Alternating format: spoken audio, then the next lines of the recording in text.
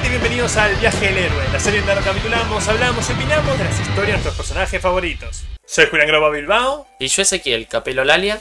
Y hoy volvemos a la serie Orígenes Secretos de 1987 para ver el comienzo de uno de los personajes más enigmáticos del universo DC, el Fantasma Desconocido. El personaje fue creado en 1952 cuando los cómics de terror estaban en su auge. Aunque usualmente eran series de antología compuestas de varias historias, él apareció por primera vez en su propia serie, Phantom Stranger de John Broome y Carmine Infantino, una serie que fue cancelada después de tan solo 6 números. En esa serie, el personaje era una especie de detective que destapaba a farsantes y estafadores que fingían eventos supernaturales. Onda Scooby-Doo, pero el personaje no tenía poderes supernaturales. La más cercana alusión al fantasma siendo un ente sobrenatural que tenía era que aparecía justo cuando se lo necesitaba y desaparecía de la nada una vez que el trabajo estaba hecho. Fue más adelante en su segunda serie donde fue más integrado al universo DC en general, que consiguió poderes supernaturales verdaderos y pasó a luchar contra amenazas sobrenaturales verdaderas. De una forma bastante única. Como guía, guiando a personas a tomar las decisiones correctas o incluso guiando a otros héroes. Siempre tomando aproximaciones indirectas o semidirectas. Había demostrado en sus varias apariciones tener conocimientos y poderes increíbles, rivalizando con los del espectro. Pero los empleaba de manera sutil y a pesar de sus 30 años de apariciones, nunca había conseguido un nombre u origen. Hasta que llegó este número. En cuanto a la tapa, la vamos a dejar para más adelante. Este es un raro cómic donde su portada es de hecho esencial para entender lo que sucede en el interior del libro. O al menos esa es la interpretación que veremos al final del video. Escrito por Mike W. Barr, con dibujo, tinta y letra de Jim Aparo y colores de Tom Siuko, el cómic empieza con el fantasma hablándole directamente al lector. A cada uno su destino, a cada uno su fin. Somos nómadas en una tierra extraña. Entre sus surcos y las estrellas, los hombres me llaman el fantasma desconocido y susurran mi posible origen. A mí me preocupa más mi probable fin.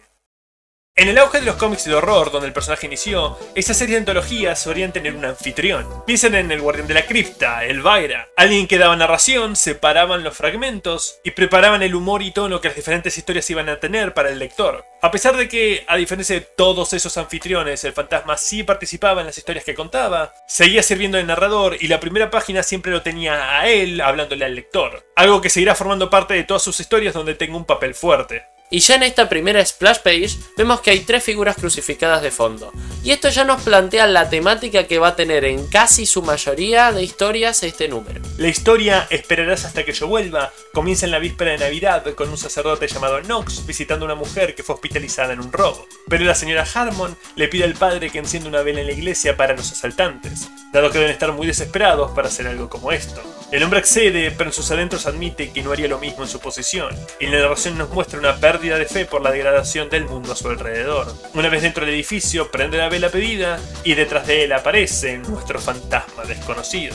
Cuando el padre le pregunta quién es, eso es justamente lo que responde. Es algo común en los encuentros de fantasma, tanto con héroes, villanos o civiles. Nunca actúan como si fueran los seres más poderosos del universo. El errante siempre tiene un perfil bajo y actitud casual, que hace que su presencia en un lugar donde no debería estar y conocimiento que no debería tener, no sea cuestionado por nadie. Aunque sí pueden cuestionar su identidad, como vamos a ver, es como si cada vez que se presentara ante alguien todos lo tomaran como algo natural. Nunca vas a ver a ningún personaje intentando echar al fantasma desconocido de su habitación. Es más, estoy seguro que muchos de ustedes que hayan leído algunos cómics probablemente hayan visto al fantasma y no le hayan prestado atención la última vez que se cruzaron caminos. Yo claramente no, hasta que no me adentré en el personaje no tenía la menor idea con quién estaba lidiando.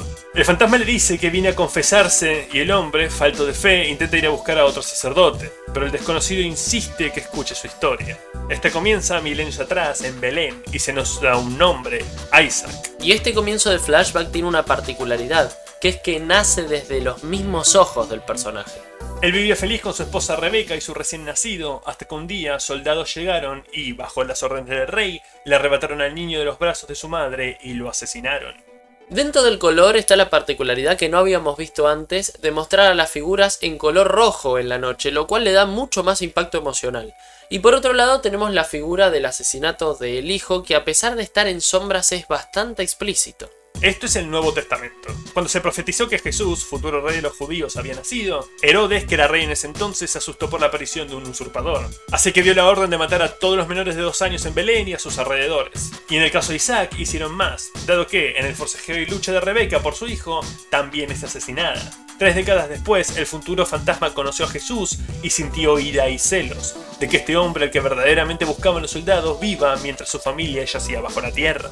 Otro recurso interesante es que cuando él ve a Jesús hay una especie de intercalado entre cuadros más chicos paralelos que nos hace un ida y vuelta entre lo que él está pensando y lo que recuerda y lo que está viviendo en ese momento. Cuando las autoridades sentenciaron al Mesías a morir, Isaac sobornó a un soldado para sustituir en su castigo, y personalmente torturó a Jesús antes de que lo crucifiquen. Las únicas palabras del hombre hacia su atormentador eran de lástima, dado que por lo que acaba de hacer estará condenado a vagar sin descanso, esperando en el mundo hasta que él vuelva. Y así fue. Una vez que la crucificación fue completada, el ahora vuelto fantasma desconocido empezó a caminar. Sus miedos e inquietudes por aquellas palabras no lo dejaron entrar en su casa y simplemente siguió de largo, eventualmente saliendo de la ciudad, y así continuó. Este es el mito del judío errante, una figura mitológica del siglo XIII relacionado con el arte antisemitista cristiano de la época. Una personificación metafórica de la diáspora judía, una especie de burla de cómo la destrucción de Jerusalén había sido un castigo divino hacia todo el pueblo. El padre Knox no cree que esté hasta la presencia de tal figura, pero el errante se lo asegura y continúa su relato, de cómo viajó a Roma y vio su caída, a Inglaterra con el rey Arturo, siempre en búsqueda de conocimiento. Por eso el fantasma es tan poderoso. Milenios de conocimiento y búsquedas mágicas para deshacer su estado. También explicaría su profundo conocimiento humano. Habiendo visto el accionar de billones de personas en sus viajes, habrá captado patrones repetirse. Pero un día, durante la Inquisición, vio una mujer que había sido atrapada en su huida. Una mujer que se parecía mucho a la fallecida Rebeca. Después de todos estos siglos de ser un observador pasivo, solo interactuando por beneficio propio, el fantasma intervino, pero era demasiado tarde. La mujer fallece en sus brazos, pero sin odio ni miedo en su mirada, a diferencia de él cuando perdió a su esposa e hijo. Eso despertó un cambio en su corazón y desde entonces ha servido como un espíritu benefactor, un guía, luchando contra el mal que una vez él fue. Como el caso de Knox, en el cual espera inspirar una nueva confianza en la humanidad con este relato. Después de todo, si hasta él pudo arrepentirse de sus actos y encontrar redención, todos tienen esa llama en su interior en necesidad de ser avivada. El sacerdote sigue sin creerle completamente, pero una llama sí es avivada, la de la vela que prendió al principio de la historia. En sus llamas palabras se forman, una voz se oye, que hecha es representada de manera similar a como se le apareció el espectro en aquel cómic de la Sociedad de la Justicia que ya hemos cubierto, diciéndole que después de los milenios de buen accionar que el desconocido ha cumplido, es libre de su sentencia, pero el condenado rechaza a Dios, diciendo que aún hay mucho mal que limpiar y gente que ayudar. Dios accede y el padre Knox está por enloquecer habiendo escuchado su voz, pero el fantasma lo pone a dormir, diciéndole que ahora sabe que no está solo en la lucha. La historia termina al día siguiente, con Knox despertando sin dejar en claro si recuerda su encuentro con lo divino o no, pero ciertamente sus sentimientos permanecen y su fe para con la humanidad rejuvenecidos. Terminando el número. El dibujo de Jim Aparo obviamente es muy bueno, ya habíamos hablado de él cuando cubrimos justamente al espectro. Pero dentro de esta muy buena narrativa visual hay algo que es bastante llamativo, que es la diferencia que tiene el primer cuadro a todo el resto de la historia. Ya que todos los cuadros de la historia, a excepción de ese, son rectangulares, a lo sumo tienen las puntas redondeadas en los flashbacks, como decimos que es común, pero el primer cuadro tiene una forma bastante menos simétrica, como si fuera otra forma geométrica. Realmente no sé por qué fue esa elección, pero es interesante. Es una buena historia corta, pero admito que hay algo que siempre me pica de encontrar figuras antisemitistas, especialmente en cómics de superhéroes, dado que el género fue fundado por judíos. No creo que esa sea la intención de Barr, simplemente era una figura mítica que encajaba con los aspectos del fantasma desconocido. Es más, uno podría argumentar que no lo trata como una burla y redime la figura de errante a través del fantasma, negando al dios cristiano al final y manteniendo su rumbo actual. Pero gente más curtida en el tema que yo deberían hacer esas aproximaciones. Y la página que voy a destacar de esta historia es la página número 4. Y esto es porque tanto en dibujo, como en historia, como en color, tiene un impacto emocional muy grande, además de ser el evento bisagra que hace que, bueno, el fantasma desconocido, judío errante, tenga su futuro. Un video corto pero importante ver al fantasma desconocido antes de empezar la serie que comenzaremos el viernes que viene. Escrito por Paul Levitz, lápices y tinta de José Luis García López, colores de Tatiana Good, letra de Gaspar Salandino. El cómic empieza con la pantalla de título: los hombres le llamarán el errante, con el fantasma hablándole directamente al lector. Algunos hombres buscan comprenderse a sí mismos y pasan toda una vida desentrañando su alma. Otros no se atreven a afrontar sus demonios internos. Me llaman el fantasma desconocido y dicen que puedo mirar en los ojos de un hombre y ver su yo más íntimo. Tal vez sea verdad, pero hay sombras demasiado oscuras para mi vista y misterios que me son prohibidos en mi propia alma. En el auge de los cómics de horror, donde el personaje inició, esta serie de antologías solían tener un anfitrión. Piensen en el Guardián de la Cripta, Elvira, alguien que daba narración, separaban los fragmentos y preparaban el humor y tono que las diferentes historias iban a tener para el lector. A pesar de que, a diferencia de todos esos anfitriones, el fantasma sí participaba en las historias que contaba, seguía sirviendo de narrador y la primera página siempre lo tenía a él hablándole al lector. Algo que seguirá formando parte de todas sus historias donde tenga un papel fuerte. Ya vamos a hablar más adelante del trabajo de García López, pero esta primera página ya nos resume bastante la calidad visual de lo que vamos a ver, teniendo en cuenta que toda esta serie de ilustraciones, que es técnicamente un montaje, es muy buena y de las mejores de todo el número. La historia comienza apropiadamente en tiempos remotos, cuando el fantasma todavía era un hombre con una esposa e hijo. Este último, igual que el resto de la gente en esta ciudad, era corrupto, cruel, maleducado, incluso con su propia familia. Es una ciudad nunca mencionada por nombre. Dado la historia anterior, uno podría saltar a Sodoma y Gomorra, pero los detalles no se alinean. Los nombres mencionados son todos hebreos, sin embargo, y el escritor Paul Levitz es judío. Y como aquellas ciudades, el pecado se extendió hasta que su esencia llegó a tocar el cielo, desatando su ira. Tormentas eléctricas, terremotos e inundaciones fueron azotando la ciudad, matando a todos los habitantes uno tras otro. Pero entre la purga divina había una oración, de nuestro hombre que siempre se mantuvo fiel, rezando por salvación y misericordia para su gente y familias. Las plegarias son respondidas por un ángel que le dice que no le debe nada a esta ciudad y ha sido elegido por Dios para salvarse de la destrucción. Pero el hombre rechaza al ángel. Presenta una buena interrogante de algunas ramas religiosas. Los hombres buenos son salvados y los malos condenados. Pero si son realmente buenos, ¿no deberían intentar perdonar y salvar a los condenados? Después de todo, uno solo puede darle misericordia a aquellos que no se la merecen. Si no, no es misericordia, es recompensa. El ángel no responde a estas preguntas con más que un simple Dios opera de maneras misteriosas sin de ser cuestionado, a lo que el mortal saca una navaja, se la apunta al estómago y se la entierra profundamente. El mensajero divino separa el alma del cuerpo del hombre y procede a juzgarlo tras este accionar. El hombre rechazó a Dios y a su regalo, pero siempre ha sido un buen hombre, leal y honrado. Así que no caerá con su ciudad, pero no ascenderá tampoco. Será condenado a vivir por siempre. Y así es como viajó por la tierra en una búsqueda sin fin para extinguir el dolor de los humanos. Explicando el aspecto del guía, está ahí para intentar mantener la pureza del mundo y alejar a la gente de la oscuridad y el pecado, que se extendió desde su ciudad como punto de origen. Será sabio, fuerte, eterno, poderoso y jamás sentirá dolor, pero mirará tragedias y los peores aspectos del humano que él tendrá que enmendar o castigar, siempre al margen y siempre en soledad. Y todo esto es explicado visualmente con una especie de montaje de entrenamiento.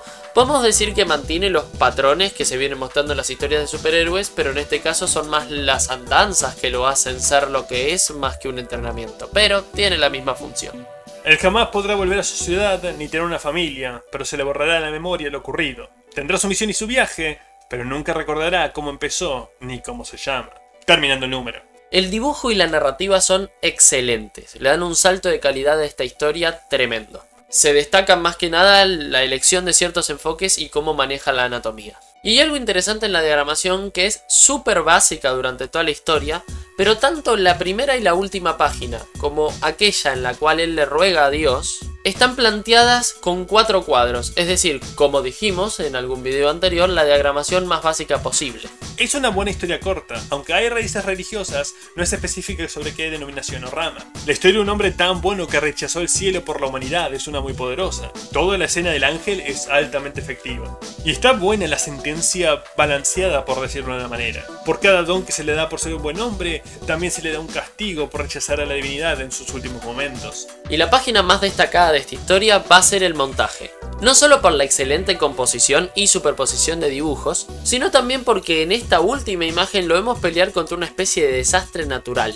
Y por la cantidad de espacio que deja en la composición, el desastre parece tener mucho protagonismo en este pequeño suceso.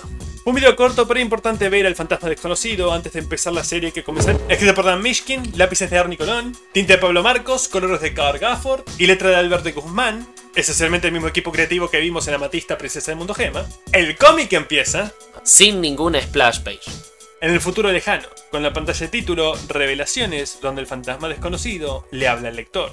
Las palabras que oigo las dijeron labios largo tiempo muertos. El viento está lleno de voces de poetas y sacerdotes que profetizaron estos días, los últimos días del fin del tiempo. Los hombres me llaman el fantasma desconocido, y algunos dicen que conozco los secretos del tiempo, pero ¿qué valor hay en ver el futuro si el pasado de un hombre yace en misterio?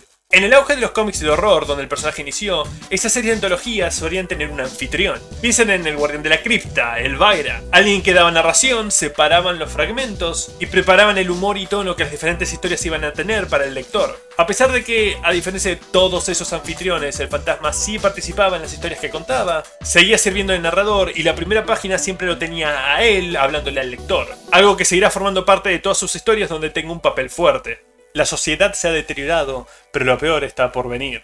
Un científico y su asistente descubrieron que el universo estaba a punto de quedarse sin energía utilizable. Están trabajando en un proyecto, en secreto, para que no cunda el pánico en la población, que busca resolver este problema, extrayendo más energía del Big Bang al principio de los tiempos. Siempre que DC quiere mostrar el comienzo del universo, suele utilizar esta imagen de una mano aplastando una galaxia o universo. Y siempre hubo diferentes teorías e interpretaciones de a quién le pertenece. Si es el literal autor del cómic, si es un personaje preexistente, un dios ficticio, uno real, hasta que lo confirmaron de manera bastante insatisfactoria. Sin importar eso, la idea que esta historia presenta en comparación con las anteriores es representar un cruce entre ciencia ficción y religión.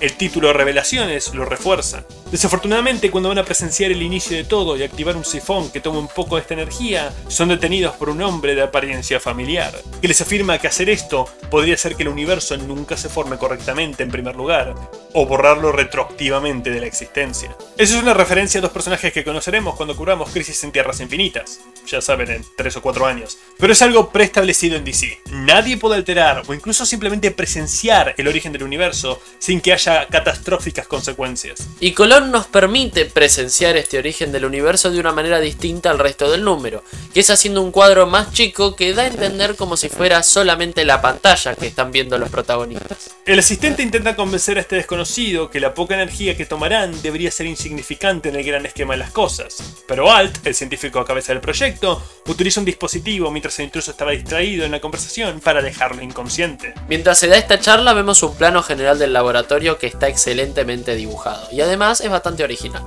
El proyecto sigue adelante, y cuando el extraño despierta prisionero, dice no solo que sus afirmaciones previas eran ciertas, sino que Alt lo sabe, y es justamente lo que está tratando de hacer, siendo un seguidor de la doctrina de la antivida. Eso también es una referencia.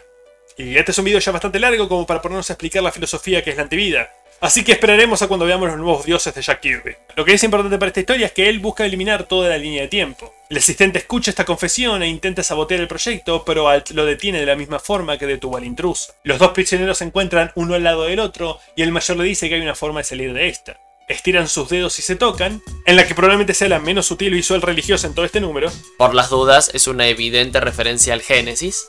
Y le concede increíbles poderes al asistente para liberarse, pero le cuesta su vida. Con esto llega a la sala donde el proyecto está por empezar, y la única forma en la que el hombre puede detenerlo es saltando atrás en el tiempo hasta el Big Bang y bloquear el sifón de energía con su propio cuerpo. Mientras flotaba en el espacio en el comienzo de todo, el asistente se dio cuenta que el hombre que lo advirtió sobre esto, el fantasma desconocido, era en realidad él mismo. Con estos nuevos poderes ahora está destinado a vivir toda la vida del universo hasta llegar al punto de partida para advertirse a sí mismo de lo que su jefe planeaba ser y cerrar el bucle, terminando el número. Y no se nos escapa este cuadro, cuya intención visual, si la sumamos a la referencia del Génesis que mencionamos, es hacer una alusión a aquel cuadro famoso de la creación de Adán, pintado por el maestro del Renacimiento Miguel Ángel. Lo interesante de esto es que si lo pensamos, el fantasma desconocido es tanto Dios como Adán. Esta historia tiene bastantes más cuadros que las dos que vimos antes. El dibujo es correcto, como vimos en Amatista, y hay un gran juego con las sombras, especialmente en la charla que tienen el fantasma con Alt, en la cual vemos muchos primeros planos con luz focal. Esta historia, a simple vista en comparación con las otras, puede parecer más desconectada, pero comparte temática, sigue siendo súper sólida y es un origen interesante para este o cualquier personaje realmente. Y la página que voy a destacar en esta historia va a ser la última. Si bien es simple, tiene una especie de clima muy de deidad, más teniendo en cuenta que estamos viendo los poderes del personaje y toda su fuerza divina. Un video corto pero importante, escrito por Alan Moore, lápiz, tinta y colores de Joe Orlando, y letra de Bob Lapin. El cómic empieza en la pantalla de título Pisadas, que, a diferencia de los demás, nos dicen inmediatamente por qué el fantasma camina por el mundo, para olvidar. El desconocido observa a Otis, miembro de una banda callejera llamada Los Ángeles Guardianes, que acude a las cloacas para organizar a la gente que vive en ella, a pesar de que su compañero no está seguro, dado que va contra las órdenes de su líder, Josh. Al mismo tiempo vamos al pasado, antes del amanecer de la humanidad, con el ángel Etrigan informándole a uno de sus compañeros sobre una reunión que varios de ellos están haciendo para discutir algo sobre una rebelión. Lo veremos en su forma más conocida más adelante, pero muchos ya habrán reconocido el nombre. Etrigan es un personaje de DC creado por Jack Kirby. De vuelta en el presente, esta historia es alternada. Una página toma lugar en el pasado en su totalidad, la siguiente toma lugar en el presente en su totalidad y así sucesivamente. Sin ninguna transición, solo conectadas por la temática. Otis intenta convertir a estos hombres y mujeres desahuciados por igual en soldados para su ejército personal, pero su compañero realmente no le gusta la forma en que está hablando. El hombre le da al joven hasta la medianoche para decidir, porque luego le plantará cara a Josh. El fantasma lo sigue y volvemos al pasado, donde el ángel escucha la propuesta de la rebelión cósmica, obviamente organizada por Lucifer. No por corregir a Alan Moore, pero si todavía es un ángel no tendría que ser Samael. Aunque es cierto que todo esto es antes de Sandman, Neil Gaiman y Mike Carey, así que toda esa parte todavía no ha sido canonizada. Pero es increíble lo poco que se parece al que se volverá el Lucifer oficial de DC. A esta altura ya vemos lo destacado de los diseños, tanto de los ángeles como de este Lucifer, a quien en esta historia mencionan como Satán. En el presente, el ejército de los desahuciados de Otis fracasa y Josh lo golpea hasta dejarlo medio muerto. Sus hombres lo llevan a rastras hasta las alcantarillas con sus reclutas y el joven que lo acompañó intenta disculparse, pero cuando se da cuenta, los ángeles lo abandonaron. Aunque Alan Moore nunca ha sido sutil en cuanto a sus temas se refiere, podría ser sutil en muchas cosas y es un maestro del diálogo, pero siempre intenta dejar en claro qué es lo que está tratando de decir. A pesar de ello, creo que esta es fácilmente la más obvia de todas las que he leído. Igual que en el presente, la rebelión de Lucifer se desata y es abatida, y el ángel que estuvimos siguiendo se mantiene al margen, inseguro de la causa de los rebeldes ni de su alianza con los leales. Se queda parado mientras sus hermanos caen al infierno transformándose en demonios. No hace falta decir, pero cabe mencionar que la prosa de Moore es fantástica. La disonancia de los ángeles y las bandas callejeras, hablando de manera tan drásticamente diferente, a pesar de que los escenarios son en síntesis exactamente iguales, es genial. En el presente, el joven baja las alcantarillas para disculparse con Otis por no haber hecho mucho cuando Josh le dio una paliza, pero Otis le recuerda que no hizo absolutamente nada. No es uno de los ángeles, pero tampoco es un superviviente de la alcantarilla. Así que Otis le arranca la chaqueta y procede a darle una paliza mientras los desahuciados lo sostienen. De la misma forma que en el pasado, el ángel, es decir, el fantasma desconocido, nunca pudo decidirse si aliarse con la fuerza del cielo o las fuerzas del infierno, y como resultado es rechazado por ambos lados, aceptado por ninguno. Y más allá de la ya maravillosa tensión que da toda esta explicación de lo que está pasando, tenemos un refuerzo desde lo visual. La página que refiere a lo que está pasando en las alcantarillas tiene una especie de prólogo de tensión de 8 cuadros chicos en donde se va armando todo un clima de oscuridad que ya nos va adelantando que algo malo va a pasar. Mientras que lo que está pasando en el pasado tiene una tensión mucho menos drástica desde la sucesión de cuadros y más desde lo explícito de lo que estamos viendo. Las alas son arrancadas y es condenado a vagar en soledad por toda la eternidad. Las 4 historias tienen temáticas similares, pero a través de diferentes símbolos. Todas tienen un rechazo a Dios. En el primero es con amabilidad, queriendo continuar su misión autoimpuesta. En el segundo es más agresivo, prácticamente poniendo en cuestión sus valores. En el tercero es a través del conocimiento. Y en este cuarto a través de la inacción. Pero todas son a través de 4 denominaciones de creencias diferentes: cristiana, judía, científica o científica ficcional, y esta religiosa ficticia, con personajes como Etrigan y eventos representados en formas que no existen en ninguna denominación, al menos que yo pueda encontrar. En el presente, el joven apaleado se arrastra fuera del metro hacia la superficie y se encuentra con el fantasma desconocido. La historia pasada y presente convergen en este punto, con ambos personajes sufriendo el mismo destino, rechazados por sus antiguos camaradas cuando intentaron regresar como hijos pródigos. Así que el no ángel no demonio le da la mano a un alma afín y caminan por la tierra en vergüenza, sin hogar, sin identidad, simplemente porque no hay ningún otro lugar a donde ir. Terminando el número. Y termina con este muy bonito último cuadro, que además de ya de por sí ser una linda imagen, permite tener mucha fuerza en la tinta y además por la forma en que está dibujada, permite que el color se dé de una manera un poco psicodélica. Por un lado, el dibujo de Joe Orlando es muy bueno, a excepción de algunas pequeñas deformaciones. La elección del dibujante se debe a que Alan Moore y él trabajaron mucho tiempo juntos y hay una especie de admiración mutua.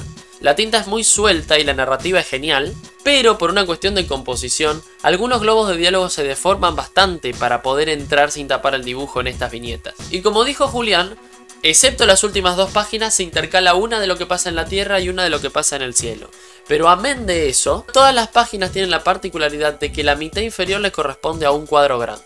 La particularidad a todas estas historias refiere a que todos los colores son saturados y le vienen muy bien en la mayoría de estas, y que hay un paralelismo con las historias del espectro que vimos que tiene que ver con el tono. Es mucho más adulto de lo que estamos acostumbrados hasta ahora.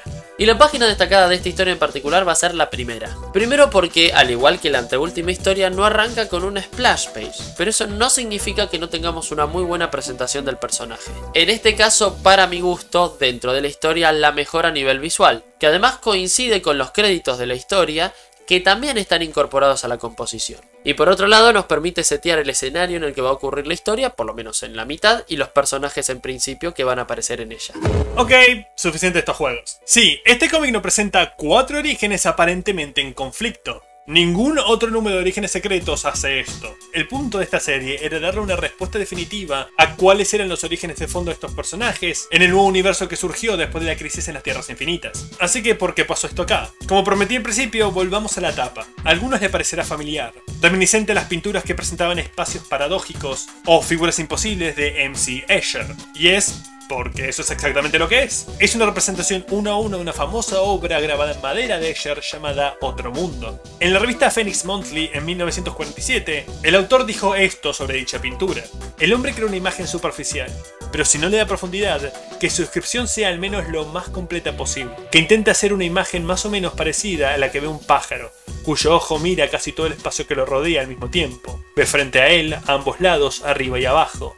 Que intenta acercarse a esa vista de pájaro, porque el lugar donde el hombre se encuentra está determinado no solo por lo que ve frente a él, sino también por el techo sobre su cabeza y el suelo bajo sus pies. La pieza original fue diseñada como un desafío, para que quienes la vieran consideraran sus entornos como uno, en lugar de fijarse en una única perspectiva. La primera historia son a ambos lados, la tercera frente a él, la última arriba y abajo. El fantasma no tiene un origen, tiene muchos. Estos 4 y tal vez más, todos son él. La historia de este personaje no es una línea, es un árbol. Múltiples raíces convergiendo en un solo ser. Este cómic te desafía a pensar en un personaje no lineal. No veas múltiples historias, sino simultáneas perspectivas de una única. Una historia con múltiples comienzos, un desarrollo y, como dijo al principio, solo un probable fin. Pero esa es mi interpretación, supongo que todo es un problema de creencia. De la misma forma que 1000 personas pueden leer la Biblia y obtener 1000 diferentes interpretaciones, uno lee estas historias y puede formar sus propias conclusiones sobre cuál es la verdad. Pero al final, todas van a ser especulaciones, todas verdaderas y falsas a la vez. Eso es todo por hoy, esto se hizo más largo de lo que pensamos. Eso es todo por hoy, pero volveremos a ver a nuestro fantasma la próxima vez, dado que tiene una historia suplementaria en la serie del nuevo personaje que empezaremos a ver este viernes, con el primer número de la saga de Swamp Thing, donde daremos nuestro siguiente paso en el viaje del héroe. Hasta entonces... ¡Hey! Si te quedaste hasta el final, probablemente te haya gustado nuestro contenido o realmente lo odiaste. En cualquier caso, por favor considera suscribirte o al menos darle un me gusta. Esos 2 clics ayudan más de lo que pueden imaginar. Si les gustó la historia, por favor consideren comprarla y apoyar el noveno arte que nos dio tantos maravillosos personajes. A su izquierda hay una lista de reproducción con más capítulos de este personaje y a su derecha de uno diferente. Por favor consideren entrar en esa madriguera con nosotros y vuélvanse expertos en las historias que amamos. Hasta la próxima.